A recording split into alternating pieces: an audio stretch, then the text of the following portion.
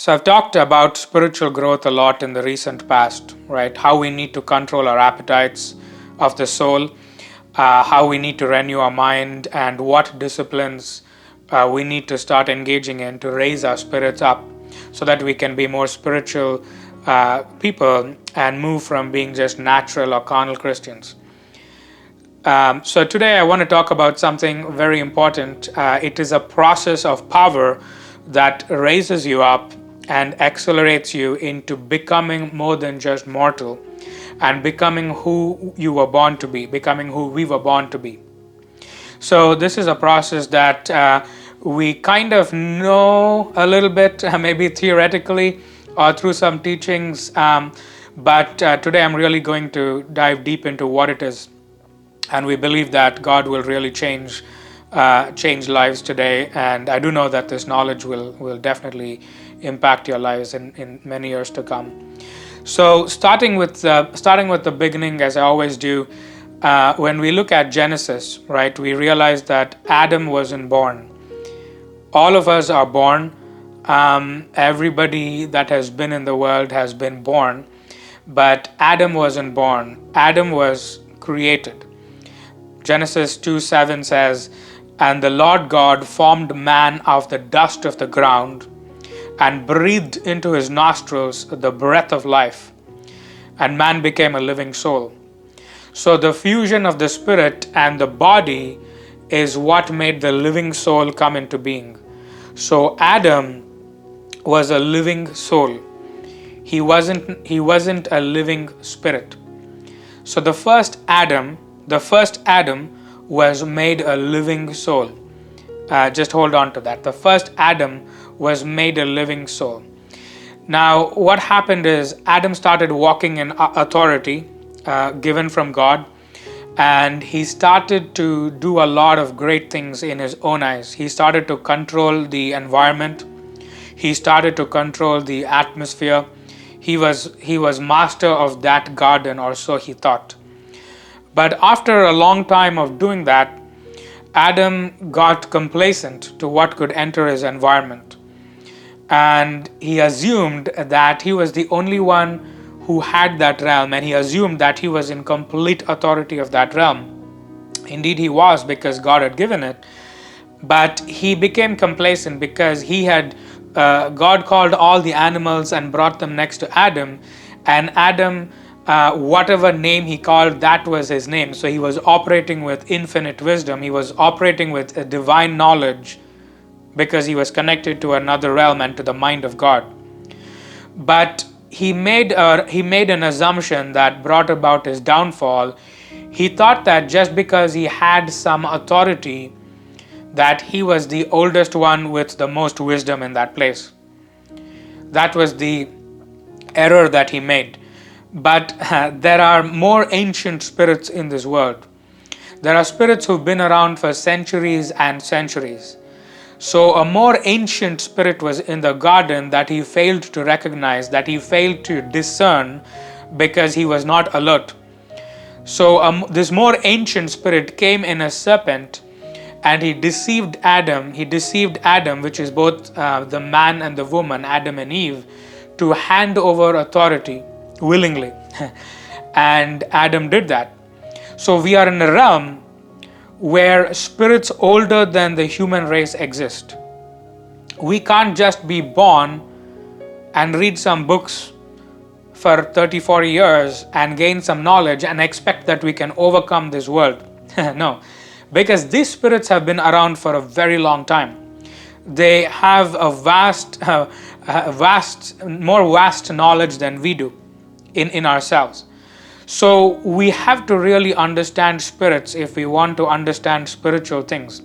And we need to understand the ways of the spirits if we want to really operate in spiritual things. But many people in the church, especially reading the Bible, they know they have to be spiritual. So everybody agrees with the fact that yes, we need to be spiritual. But once we talk about spirits now, people start to get scared, they start to get uncomfortable, they start to shift in the chair or change the subject because they think spirits are bad. but we are spirits as well, and that's a fact. That's a fact that we might sometimes forget. We are spirits as well. So God didn't create man to come and beg him for things. God didn't create man to always to be praying to him. Prayer was not God's plan. Prayer was a result of the fall. Prayer is a result of a fallen nature. And I've taught about that when I taught about prayer. So all that man needed was included in the Garden of Eden. So God gave everything, put him there in a place of authority, and God was trying to replicate himself on earth so that Adam could be his complete representative on the earth. But that was a process that Adam was going through. He became a living soul, and the process he was going to go through would make him that total representation of God on earth. So I'm going to share a truth that now, if you realize this truth, what I'm going to say now, it's going to transform you. You have to understand that God took of himself and he hid it in the being that was created from dust. Why did he have to hide it? He had to hide it because it is too much to see God. It is too much to come face to face with God. So the part of God that he placed in a man, the part of God that he placed in Adam, is the glory of God. And the glory of God is too much to just come against it face to face. So he hid it. He put it inside dust. He put it inside a being called dust. So man is actually the glory of God. Man is the glory of God. Before you start to think I'm saying something blasphemous, I am going to point you to 1 Corinthians 11:7. It says man is the glory of God. So later on, Paul is the one who came and he journeyed deep in the realm of mysteries, and he picked this revelation. He picked this truth that man is the glory of God, meaning he picked the truth from the Garden of Eden that man is the essence of God hidden in dust. Man is the essence of God hidden in dust. So God created man to be an expression of his glory. We really need to understand what glory is today, and we're going to talk about that. And then another wise man came to this truth. Only the wise can get this truth. Only the ones who know how to journey into the realm of mysteries can capture this truth. So another wise man came on the scene in Ecclesiastes chapter number 3 verse 11. He says, God has placed eternity in the midst of man. God has placed eternity in the midst of man. There is no eternal being other than God. So what he's saying is God has placed himself in man. So we are God in dust. This is the truth. This is the truth, and this is why we differ from angels. This is why we differ from animals. This is why angels can never aspire to our level.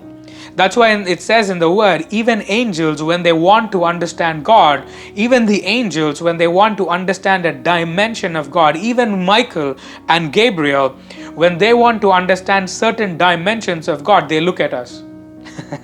Because they don't have God in them. They have certain characteristics of the nature of God that they manifest.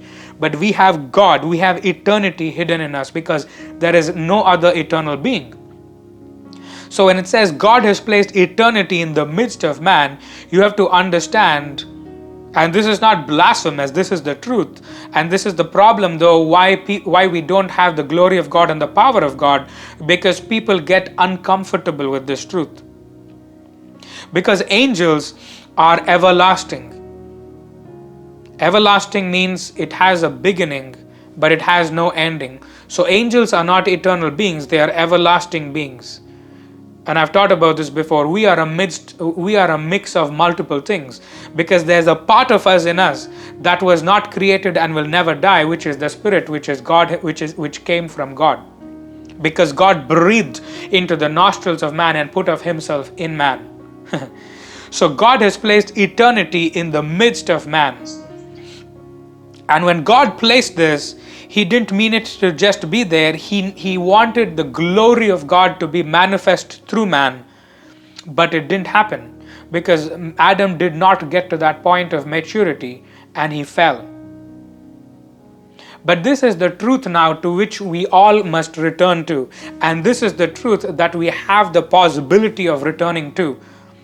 If we don't understand this truth, we can't strive to get it and manifest through it. And if we don't do that, we will live like the church, powerless, impotent, nothing of God in us and no power, just mindless rituals and at the mercy of circumstances. So we heard about the experiences and the testimony of people who started acting in some of these experiences, tongues, visions, and things like that. And it is so powerful. Just in 3 days, it was a vision of somebody who decades have gone by living in a certain way of life, not knowing how to get out of it. But when we start to learn some of these things, it starts to change lives. So these are very powerful. So the glory of God was meant to be manifest through man, not through God on this earth, because God uses his beings to manifest his glory. But we are thinking only God can manifest his glory. No, God is in us. So this is the truth to which we must return, but it's not just a truth that we can take and say, okay, now it's going to happen. No, there is a process, and that's what I'm going to talk about today. So God gave Adam, to understand what we fell from and where we must return, we have to understand what we fell from and what we must be reborn into, and that process of rebirth. So God gave Adam 5 things in the garden. First, God gave him his image. The image is the ability to be like God. And secondly, he gave him his likeness. The likeness is the ability to have the way of the life of God, or to walk in the way God walks. Thirdly, he gave his authority. And the authority is what enabled him to rule for God. In the Garden of Eden, he was ruling for God. And then fourth, God gave a fellowship. The fellowship is the ability to commune with God constantly and consistently. And then finally, he intended to give his life. God intended to give his life to Adam. That's why he planted the tree of life. But he was building and maturing Adam to come to the right point where God would take of the tree of life and give it to him. That's why he was waiting, and Adam fell before he could do that. That's why God said, lest he now take and become like one of us, let's put him out of the garden. So now all of these were lost. All these 5 things were lost. And ever since man fell, ever since all of these were lost, man throughout the centuries has been trying to gain all of these back. So there is a pursuit, there is a pathway, there is a journey to getting all of this. But we seek the wrong things. We go on the wrong paths.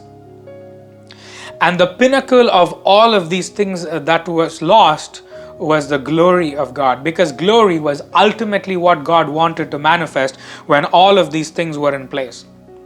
So Adam had a fall, and if we want to understand what God wants to do, we have to come in perfect alignment with what is in the mind of the Father, and then have the capacity and ability to actually do something for God and to bear his glory. So ultimately the highest aim of God was for us to be his representatives and bear his glory. That's what God does. He creates worlds and he puts his representatives to rule for him in those domains. So the process now by which we come back to what we were and to manifest the glory of God is called the quickening. This process is called the quickening. And the quickening has several levels and stages. As we always talk about, it's not just one thing, one and done. These things are spiritual. They have levels and they have stages. So this is a spiritual process that works through birth and spiritual acceleration. Birth and spiritual acceleration. And the quickening is needed in order to advance the kingdom of God on the earth. In the absence of this quickening, one will just remain in a fallen state even after being a Christian. Because remember, the fall affected the body, the soul, and the spirit. The fall affected everything, the body, the soul, and the spirit. So the ones throughout history who have come to this truth are the carriers of glory. So the carriers of glory throughout history are the ones who have had encounters with God, because it is impossible to be a bearer of eternal glory without a tangible supernatural encounter. So when one goes through this, that person appears different to human beings. When one goes through this, that person appears invincible to humans, because they bear something that is not of this earth. They bear something and they manifest something that is not of them. Moses was one of these guys because he had a divine encounter with God on top of the mountain, and not on top of the mountain, in the wilderness with the burning bush. And once he had that divine encounter, God sent him to take over a territory, because the way he would take a territory was to bear the glory of God and to manifest the glory of God. Let's not fool ourselves. Men are not the same. Just because 50 people attend a church and none of them are the same. Their level is completely different. Their level, your level, is based on the rank that you attain in the Spirit. And the rank that you attain in the Spirit is based on the level of intimacy that God reveals to you, which in turn manifests that glory through you. And the level of intimacy cannot be there unless you've had a tangible encounter with the living God. So if you've not had an encounter, it is very difficult to manifest His glory. If you've not had an encounter, it is very difficult to manifest His power. Moses could not just receive a dream or read the Bible and go and operate in that power. It doesn't work that way. You have to have a tangible encounter. This is the power of encounters. Check the Bible. Everyone who operated powerfully, Old Testament, New Testament, whatever, throughout history, had a tangible encounter with God. God wanted to raise Paul as a mighty apostle, but that could never happen until he had an encounter. And Paul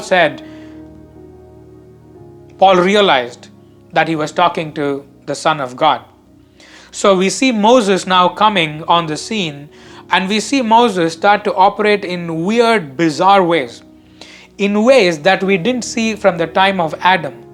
We saw Moses now having authority over the elements of nature. We saw Moses being able to change the entire atmosphere and the environment of a specific place. And not just a specific place, this was Egypt.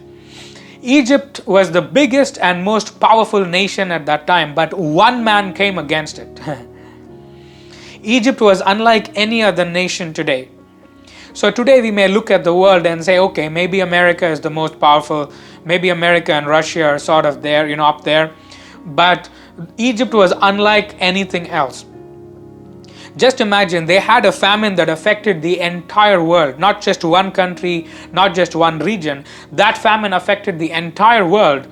But when they had famine, the whole world came to Egypt to buy bread. That was the power of Egypt. Why was Egypt so powerful? Because Egypt was a land governed by spirits. Egypt was a land governed by gods, false gods, but gods nonetheless. That's why God said, I will judge your gods.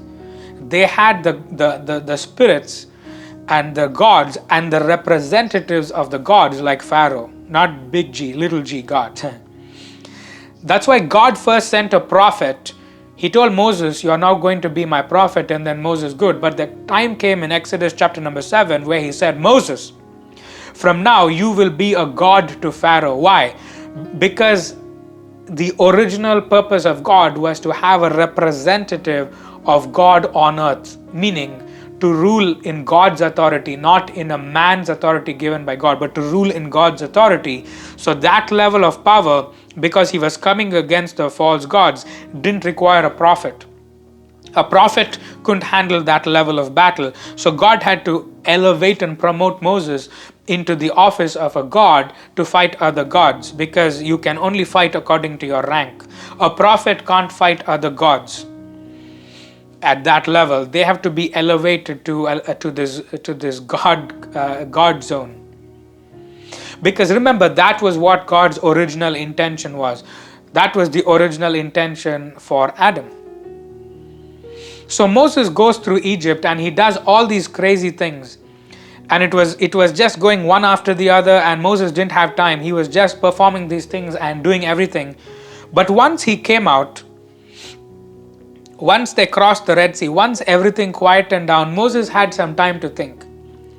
And Moses realized, what I went through was crazy.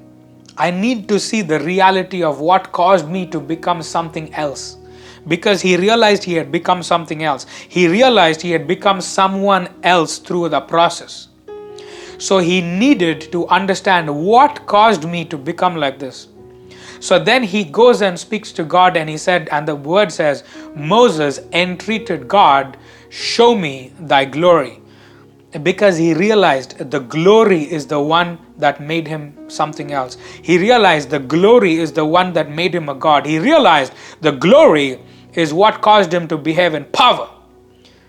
Power the likes of which nobody had seen before on the earth. And so he says, show me thy glory. So we have to now learn what Moses learned about the glory of God. Because it's important to know that, because we have to understand and realize another truth, that we can bear that glory. And it is the design of God to bear that glory. Certain people will come and say, no, we can never do that. That's fine. Please leave. This is not for you. This is for people who want to do what God created us to do. To manifest His glory. So unless we know this, we cannot aspire to this. Unless we know this knowledge, we cannot desire it. So we can't manifest. So it starts with getting this knowledge today. So the real truth is that the power of God is in His glory. So the power of God is not manifest in this world today. The church is a joke today, and the world rules because the glory of God is missing. So the glory of God is what needs to be restored. Remember what I said, the glory of God is the power of God. We have thought glory is something else. We have thought glory is your face is shining. No. That's just one small visible representation. But the power of God cannot operate outside of the glory of God. So in John chapter number 2, chapter 2, Jesus came and did His first recorded miracle. And John chapter 2:11 says, the beginning of miracles did Jesus in Cana of Galilee and manifested forth His glory, and His disciples believed on Him. So the disciples only believed because He showed a level of power that they hadn't seen before, and then they just believed in Him. They didn't believe because of His words. They didn't believe because He called Him and they felt some stirring. No. They believed only when they saw His glory, and His glory was power. So we've not thought about this before. So it doesn't say His power changed the water into wine. It says His glory. When He manifested forth His glory, the miracles happened. Remember, manifested forth His glory. That's what I've been talking about. God created us to manifest His glory. And the first Adam was Adam in the garden. And the Bible calls the last Adam Jesus Christ. So another Adam came, and he's doing what the first Adam did not. And there's a process now by which we can come to that same place and walk like Jesus did.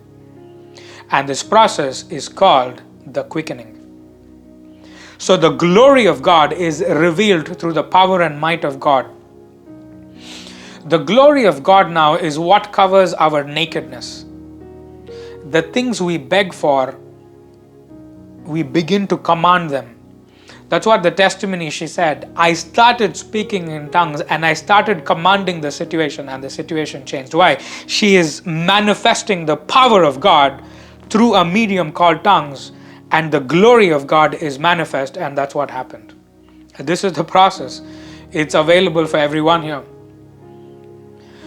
When a man fell, his nakedness became apparent to him.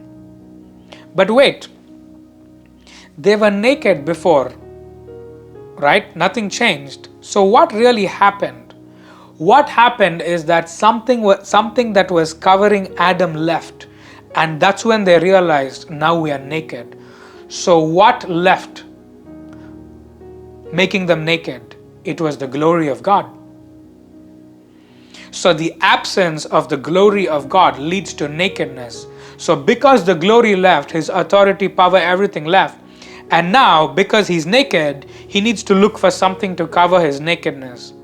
So we lost the glory, so we run after all sorts of things in this world to cover our nakedness, because our identity was the image and likeness of God represented by his glory. So one can say they're a Christian, but if you are not manifesting the glory of God, you are not in the image and likeness of God.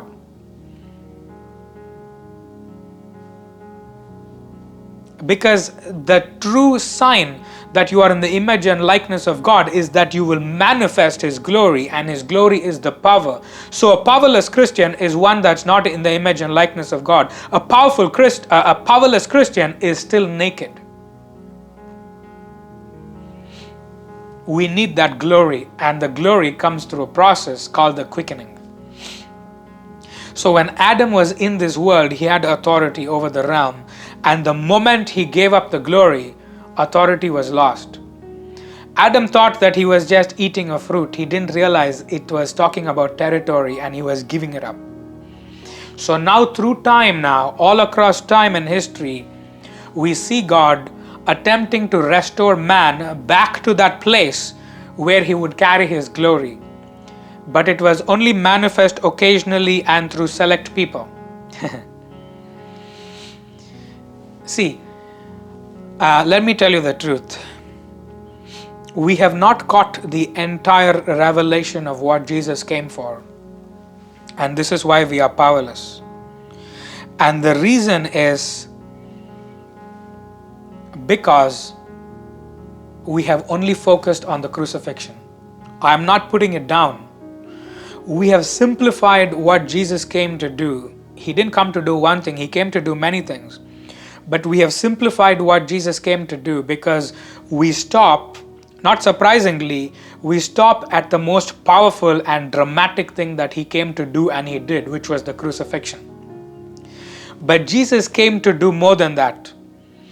The power of what Jesus came to do was that he came to restore the glory to us and in us, because the power of God is in the glory of God. And when that glory is revealed and manifest, the effect and impact of what happened to remove that glory will now be reversed. This is the power of what Jesus came to do. So he came to do so much, but we stop with salvation. We stop with the crucifixion and the cross. I'm not downplaying that. That is the most amazing thing that God has done for us. We should be grateful for that every day. But the problem now is, after 20 years after that's happened, you're still stuck there. And this is the body of Christ. But we have not been quickened. Because quickening is a process by which we enter from glory into glory, into glory, into glory, in times infinity. So Jesus came to restore the glory that was lost. That's why in John chapter number 17, Jesus is praying. And he says, I pray, in verse I think about 21 to 22, John chapter 17, Jesus says, I pray that they all may be one, as thou, Father, art in me, and I am in thee, that they also may be one in us, that the world may believe that thou hast sent me, and the glory which thou gavest me I give to them, that they may be one, even as we are one, I in them and thou in me, that they may be made perfect in one. So this is what Jesus came to do. One of the things he came to do. And then he says, Father, I will that they also, whom thou hast given me, be with me where I am, that they may behold my glory, which thou hast given me. So the glory is given to us. And with that, we can be one with the Father as Jesus was. As Jesus was one with the Father, they were one and they were perfect. But people take offense at this. Of course we can be perfect. That's why Jesus said, be ye perfect as I am perfect. Why will he say something that we could not do? But people confuse perfection with being totally sinless. And Jesus said, everything we do, they will do. Why did he say, if they don't do this, that same ancient spirit will come and deceive them again. And so when man is deceived again, as everybody is deceived again in this world, the first thing they do, Jesus said, is they will walk away from us. That's why the strategy of the devil is a rebellion. He wants to turn you away from God, because when he turns you away from God, you will be naked, you will have no glory, you cannot manifest the power, and you cannot live in the image and likeness of God. So Jesus came to restore the glory.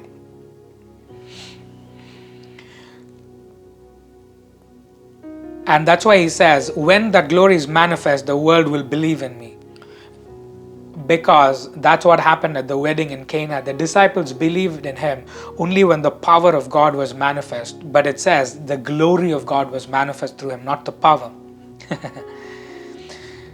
So why is the church not believing in God? It's not because it's not their problem, it's our problem. It's because we are not people who are in the image and likeness of God. We are not manifesting power. All we do is talk about some doctrine. Powerless. Why on earth does the world have to come to God? There's nothing to come to God to. Because even in the time of the disciples, they believed when they saw the glory. So in Romans 8:29-30 it says, for whom he did foreknow, he also did predestinate to be conformed to the image of his Son, that he might be the firstborn among many brethren. Moreover, whom he did predestinate, them he also called. Whom he called, he also justified. Whom he justified, them he also glorified. So it's a process. Predestinate, called, justified, and then glorified. So at any point in this time you can stop and you will not take hold of what God has given us. So God came to bring man into glory, into his glory. But because the world has such an impact on us, the glory cannot manifest even after one is born into God's kingdom. Because the flesh has a different agenda it's running after. It's running after the glory of the world, because the world has its own glory and we don't see the power of God, so we think that the glory of the world is what we should run after, even being a Christian. And the evidence of that is this world. So to look at our level, we have to look at the world, not at us. And when we look at the world, we see our level as the body of Christ, all of us. So the truth is now, remember, God placed eternity in the midst of us. God placed himself inside dust. So the truth is that we have everything on our inside, but we are seeking things that are outside. So we don't know how to journey. People take the wrong journey. People take the wrong journey to seek this glory outside, but we don't know that we have to journey within, because the Spirit of God is within us. And we don't know the depth of the dimensions of God within us. We have never known it, so we try to gain intellectual knowledge from outside about God. So we fail to realize we already have God. That's why it says, you are little gods, because we are gods. We have God inside of us. People get upset with this. But Jesus himself reiterated what David caught in the Psalms. But intellectual things we are seeking for from the outside is to learn of God. That is outside, we gain knowledge, external knowledge, but spiritual wisdom is on the inside. But we have to journey inside with the Spirit of God and our own spirit. So John 17 says, when Jesus was praying, he said, we can also behold his glory. So the question is, what happens when we behold his glory? When we behold his glory, it is a very powerful thing that happens. It's in 2 Corinthians chapter 3 verse 18. It says, but we all, with open face, beholding as in a glass the glory of the Lord, are changed into the same image from glory to glory, even as by the Spirit of the Lord. So you have to understand, this is why I said Christians are not in the image and likeness of God. No. Don't confuse that. God created Adam initially. His intention was that man would be in the image and likeness of God. But now it says, when we behold the glory of the Lord, then we are changed into that same image. What does that mean? If we have to be changed into an image through a process of beholding, that means we are not that image. If we are already that same image, how will we be changed into that image? And it is by the Spirit of the Lord. This is the process called the quickening. So God didn't want man to be independent from him. We have to be connected to him and feed from the fountain of life consistently. When we feed from the fountain of life, that's when rivers of living waters flow out from within us. This is the tongues that the testimony was given about. So there are many dimensions in God, and we can access the depths of God and manifest his glory in this world through the quickening. But before we do that, we have to first understand what the glory of God is. So to understand that, we go to Exodus chapter number 33, starting verse 18. This is the time of Moses. And he said, I will beseech thee, show me thy glory. And he said, and God said, I will make all my goodness pass before thee, and I will proclaim the name of the Lord before thee, and I will be gracious to whom I will be gracious, and I will show mercy on whom I will show mercy. And he said, thou canst not see my face, for there shall no man see me and live. And the Lord said, behold, there is a place by me, and thou shalt stand upon a rock. And it shall come to pass, when my glory passeth by, I will put thee in a cleft of the rock, and I will cover thee with my hand while I pass by. And I will take away my hand, and thou shalt see my back parts, but my face shall not be seen. So Moses said, show me thy glory. But what did God say? I will cause all my goodness to pass before you.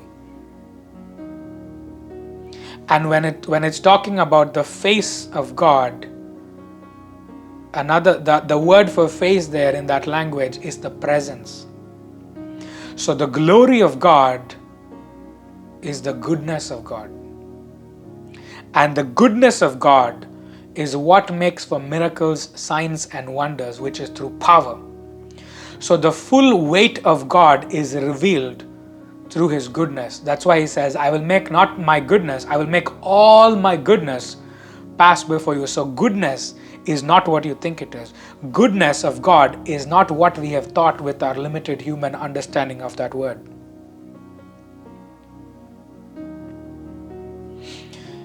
That's why if someone is not operating in these signs, power, miracles, wonders, you know about their intimacy with God, because only in the intimacy with God is his goodness shown to you. And when you have that goodness in you, you manifest that glory. So when someone comes and says, I am not doing any of this, they are saying that I am not one who is intimate with God, or I do not know how to find that process of intimacy with God. Because when you're truly intimate with God in His presence, as Jesus prayed, Father, that they may be one as we are one, it is impossible for you not to live like Jesus did. It is impossible for you not to come with that presence and things and supernatural things not just happen around you. There is no way. But one that has spent time with a supernatural being, one who has spent time with an eternal being, who understands that that same eternity dwells in you, you will do great things. That's why Jesus said, greater things you will do, because He prayed to God, let them be one. So He knew that they can do greater things, because He was only there for 3 years to do a certain assignment.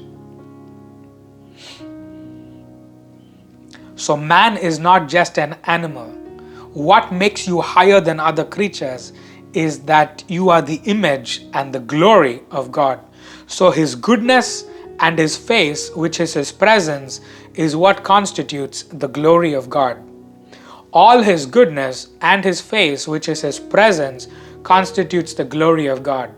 And it's impossible to have all His goodness without His presence, and it's impossible to have His presence without intimacy with God. So the full weight of God is revealed through His goodness. Now here is another deep revelation. God said,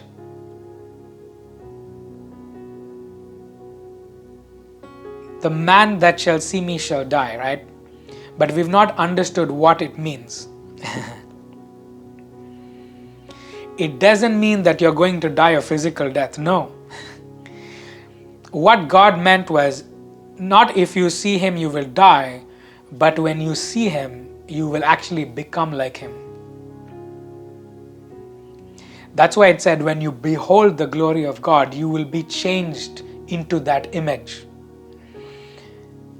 And that's why God said, He has taken this, lest he eat of the tree of life and become what? Become like one of us. Let's put him out of the garden. That's why it says, it has not yet been declared what we shall be, but by looking upon His face, we get transformed like Him. Because when you truly see God, this is why I said an encounter with God changes everything, and you should desire encounters. Not for the sake of having encounters, but for the reality of what happens in an encounter. Because when you see Him in an encounter, something happens to your makeup. Something happens to your very structure. You will no longer be a mere mortal. That's why when Moses had that encounter and when he came down, the people could not even endure him. The glory was too much. So Paul said, man is the glory of God. So when you are looking for God, you have to look for man, because man has become the goodness of God and the presence of God, which is the glory of God that Paul says is in man. So this is also the testimony what our brother was talking about today. He was looking for a man that bore that glory of God. And when he did, his life changed in 3 days. This is why Paul says, he doesn't tell people to follow Christ. He says, follow me as I follow Christ. Meaning, even if Paul doesn't pray, even if Paul doesn't preach the Bible, you will encounter the glory of God. These are the testimonies that came in the group. When I just visited, I won't get into all of that, but that's what happened. You don't have to pray or read the Bible. You just manifest the glory because you are one who is intimate with God. You're one who dwells and abides in that presence. So Paul said, there's no reason for you to seek God, because you see me, you're already seeing that glory, because I'm one with Him. Jesus prayed that we would be one with Him and manifest His glory. So you're seeing that. I'm not saying worship a man. No. That's not what I'm saying. So when you're with a man of God in close proximity, something divine will emanate from that person. And you know that it is a man, but you're actually also seeing God. This is not blasphemy. It is what God intended for us to be like, but what so few of us are manifesting. because he intended for us to be a visible representation of him on this earth, to be his image and his likeness. So we have to desire deeply to come back to this. And Jesus was the one who showed us this way. That's why in Hebrews 1:3 it says, who, being the brightness of his glory and the express image of his person, and upholding all things by the word of his power. So the glory, you are going to see a brightness manifest. That's when people see, I saw your face was glowing. When you came in the room, something changed. That's when Moses came down, he came with glory and the brightness was too much, so they had to put a veil. So this is what God was creating in the garden. But before the process was finished, the devil came and messed it up. So nobody had walked in the fullness and brightness of the glory of the Father, of the glory of God, until Jesus came. Nobody else. That's why it says in Romans 3:23, for all have sinned and come short of the what? Of the glory of God. No man has manifested that glory of God till Jesus came. But there's a process we have called the quickening that brings us back to manifesting the glory of God. But notice carefully. We have all come short of his glory. Not other things. So there are other things about God that we can manifest. There are other portions of power that were manifested. So people operated in crazy ways sometimes, with certain things, but that was not the glory, because everybody had fallen short of the glory. So we never gained this as humans when glory was God, meaning man no longer had the ability to look like God or resemble like God or act like God as Moses did when he became a God in Exodus chapter number 7. So there needed to be a process now for man to come back and take the glory which God had designed us. But we are beggars because we stop at the cross and salvation. It's an incredible thing what Jesus did. I'm grateful for that every day. But only focusing on that has limited us from being more. It's limited us from operating like Jesus. It's limiting us from being a God, not the God, a God like Moses. So Jesus came and said, Father, let them be one, and the glory that thou gavest me, I give to them. So our great desire and striving after we have come into the kingdom of God must be for the glory of God. And the restoration of the glory is through the quickening. Now, how do we start to be quickened? We have to go to start to see what happened when we fell. So man was clothed in glory, and when he fell, the glory left and he became naked. So we have to ask, what came in place of the glory? And that is what we have to deal with. So when man fell, glory was substituted by the rising up of the flesh.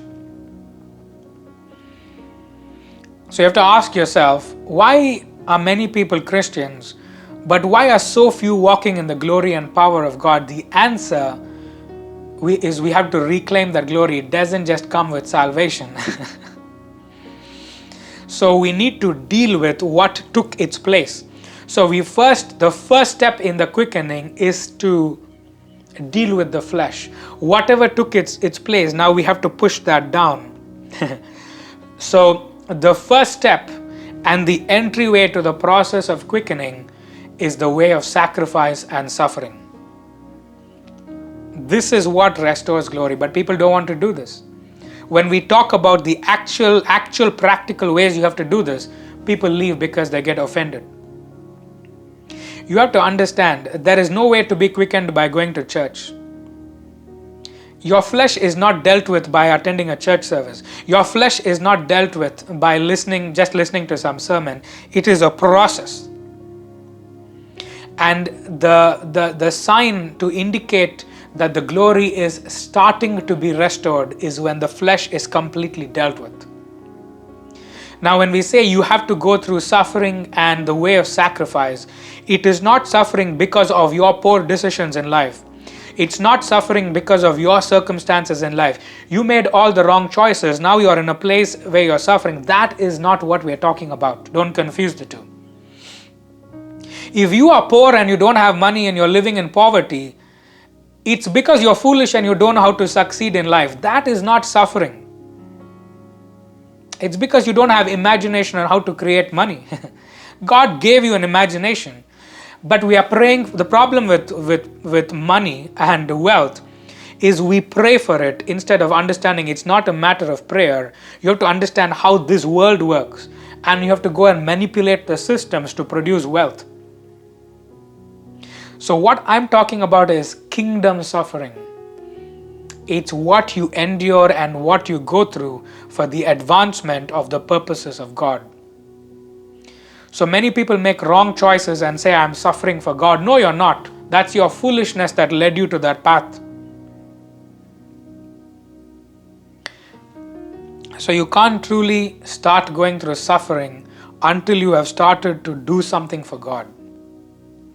When men rise up against you and you don't have any human help, when men rise up against you and you have to live on your knees, when you have to understand how to fast and go through the fire, when you come to the point where you don't even remember a comfort zone and there is no comfort zone anymore, that is when it starts to become real. That's why it says, blessed are you when men revile you. Blessed are you when men persecute you for my name's sake, because it is in the valley of the shadow of death that you start to encounter the glory of God. So when you go through this process of sacrifice and suffering, a sign is that your desires begin to change. Many people come and say, oh, I want to have all this, I want to see the dimensions of God, but you don't understand that there are dimensions of God that are only accessible when you go through the fire, because the fire is what reveals those dimensions. You see, in the science lab, we do tests, right? They take a beaker and they do tests even for disease, all sorts of things, right? They take something, even they swab your throat and they put it in a solution, and that solution reveals the reality of what you could not see on that swab. So there are things that are revealed only when you go through a process. There are dimensions of God that are revealed only when you go through the fire, and you will never see them if you are running away from the fire always. So the problem is the flesh has become a thick padding around us. So the glory cannot get in. So what suffering does, it dissolves this padding of the flesh. What affliction does is it dissolves this padding of the flesh over time in order to reveal something that's on the inside. That's why God says, afflict your souls. We are not taught to try to value or seek the glory, because we have redesigned God. We have redesigned Christianity to fit within the accomplishment of our own desires, not to seek to manifest God on this earth and to advance the kingdom. So we don't even want to fast one meal. So we are not quickened. Paul says in 2 Corinthians chapter number 1 verse 7, and our hope of you is steadfast, knowing that as you are partakers of the sufferings, so shall you also be of the consolation. The consolation is the path to glory, but the consolation cannot come without suffering. So Paul doesn't say, oh, you're suffering, I'm going to pray for you. Paul says, I rejoice in my suffering. And I rejoice that you are also suffering, that you are also partaking in this suffering. But we, oh, no, something is wrong, I'm going to pray for you. No, rejoice in the right suffering, so that there will be a consolation which will lead you to the path to glory.